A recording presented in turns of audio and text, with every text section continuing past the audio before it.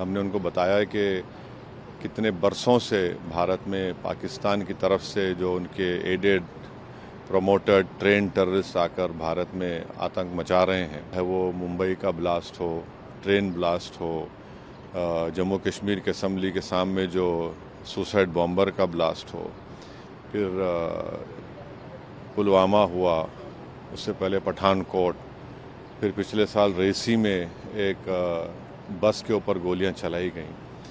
तो हमने बताया कि ये पूरा स्किट जिसमें ट्रेडमार्क्स पाकिस्तान के हैं, पाकिस्तान का इन्वॉल्वमेंट इससे भी साबित होता है कि जो पहलगाम के टेररिस्ट अटैक के बाद टीआरएफ ऑर्गेनाइजेशन ने 2 मरतबा इंटरनेट के ऊपर उसको कबूल किया। सिक्योरिटी काउंसिल का जो सैंक्शन कमेटी के सामने दिसंबर 2023 में कह दिया था कि टीआरएफ पे आप सैंक्शन लगाइए, ये यहाँ पर भारत में गड़बड़ कर सकता है। आज जो सुबह में हम बहरीन के डिप्टी पीएम हैं शेख खालिद बिन अब्दुल्ला अल खलीफा, फिर उसके बाद जो शूरा काउंसिल के चेयरमैन हैं हिज एक्सेलेंसी अली बिन सालेह अल सालेह, और फिर जो फर्स्ट डिप्टी स्पीकर हैं हिज एक्सेलेंसी अब्दुल नबी सलमान अहमद साहब के साथ और काउंसिलर रिप्रेजेंटेटिव की हमारी मीटिंग हुई। बहुत अच्छी मीटिंग हुई। उसमें तमाम ग्रुप ने जो जय पांडा उसकी क़यादत कर रहे हैं, हमने भारत का पक्ष रखा। हमने उनको बताया कि कितने बरसों से भारत में पाकिस्तान की तरफ से जो उनके एडेड प्रमोटेड ट्रेन टेररिस्ट आकर भारत में आतंक मचा रहे हैं और कितने लोगों की जानें गई। हमने पूरे डेटा उनको दिया कि चाहे वो मुंबई का ब्लास्ट हो, ट्रेन ब्लास्ट हो, जम्मू कश्मीर के असम्बली के सामने जो सुसाइड बॉम्बर का ब्लास्ट हो, फिर पुलवामा हुआ, उससे पहले पठानकोट, फिर पिछले साल रेसी में एक बस के ऊपर गोलियां चलाई गईं। तो हमने बताया कि ये पूरा स्किट जिसमें ट्रेडमार्क्स पाकिस्तान के हैं। और एक बात हमने बताई कि जो टीआरएफ ये जो टेररिस्ट ऑर्गेनाइजेशन है, 1262 जो सिक्योरिटी काउंसिल का जो सैंक्शन कमेटी के सामने दिसंबर 2023 में कह दिया था कि टीआरएफ पे आप सैंक्शन लगाइए, ये यहाँ पर भारत में गड़बड़ कर सकता है। तो टीआरएफ के बारे में अभी से हमने बोला, दिसंबर 2023 से सरकार ने यूएन सिक्योरिटी काउंसिल को 1262 को सैंक्शन को बता दिया। तो ये है। और तीसरी बात ये है कि बार बार ये जो पाकिस्तान जो अपने आप को बड़ा ही विक्टिम नहीं है, पाकिस्तान एग्रेसर है। और हमने 15 अप्रैल को जो आसिम मुनीर की स्पीच हुई, जिन्होंने कश्मीर के बारे में जो बात कही, उसके बारे में हमने बताया।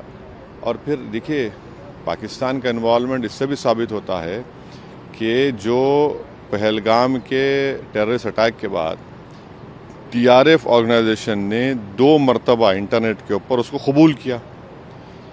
और भारत सरकार ने, जो हमारे एक्सपर्ट्स ने, साइबर के एक्सपर्ट्स ने मालूम किया, तो वो तो पाकिस्तान के मिलिट्री कैंटोनमेंट के करीब से उन्होंने उसको इंटरनेट पे डाला। वो तो फुटप्रिंट्स निकल नहीं सकते। और तीसरे, हमारी देश की जो प्रीमियर इन्वेस्टिगेटर एजेंसी एनआईए ने केस रजिस्टर किया है, तो इसमें पूरा इसका इन्वॉल्वमेंट है। और फिर भारत तरफ से जो एक्शन लिया गया, तो पहले उन 9 मुकामात को हमने निशाना बनाया जो यूनाइटेड नेशन के डेजिग्नेटेड टेररिस्ट ऑर्गेनाइजेशंस का ऑफिस है, और पाकिस्तान ने बेहूदगी की।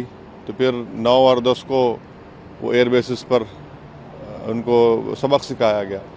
तो ऑल इन ऑल हम बता रहे हैं कि भारत तो चाहता ही नहीं, हमारा कंटिन्यूसली एक पड़ोसी मुल्क भारत में इंस्टेबिलिटी पैदा करना चाह रहा है, भारत में हिंदू मुस्लिम नफ़रतों को बढ़ाना चाह रहा है, और उन्हीं के पास से ये टेररिस्ट आते हैं, ये सब तमाशे करते हैं।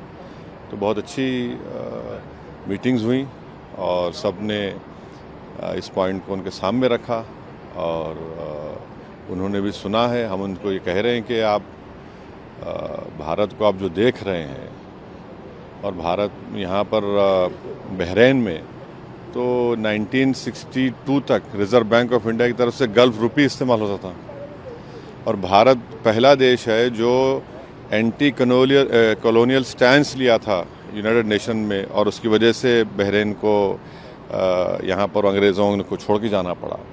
और हमने उनको बहरीन की हुकूमत को याद भी दिलाया कि 2018 और 22 में आप ही के एक बहरीनी डिप्लोमेट की वजह से पाकिस्तान को FATF ग्रे लिस्ट में डाला गया और एक आतंकवादी जो यहाँ पर छुपा हुआ था उसको 2015-16 में उन्होंने भारत सरकार के हवाले भी किया।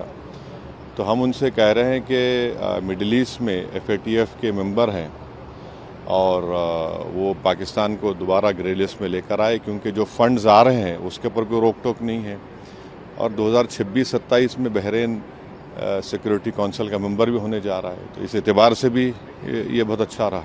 जिस तरह से टॉप लीडर से मुलाकात हुई, 2 दिन की बहरीन की विजिट ख़त्म होने वाली है, गवर्नमेंट की तरफ से, बहरीन गवर्नमेंट की तरफ से किस तरह का आश्वासन मिला? देखिए, हमने जो बातचीत की उन्होंने बड़ा अच्छा सुना, उन्होंने अपनी बातें भी रखी जो उनकी सरकार का ज़ाहिर अपना पक्ष रखे, हम अपनी सरकार की बात रखे। उनको बताए कि देखिए इनस्टेबल करने की जो कोशिशें की जा रही हैं भारत को, ठीक नहीं है और ना साउथ एशिया के लिए ठीक है, ना रीजन के लिए ठीक है, ना किसी के लिए भी ठीक है।